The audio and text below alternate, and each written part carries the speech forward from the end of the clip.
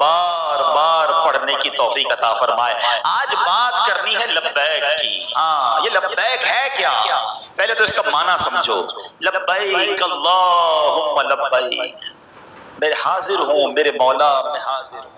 لبیک لا شریک لک لبیک، تیرا کوئی شریک نہیں مولا، میں حاضر ہوں۔ ان الحمد والنعمت لک والملک، اے اللہ نعمتیں بھی تیری، تعریفیں بھی تیری، ملک بھی تیرا۔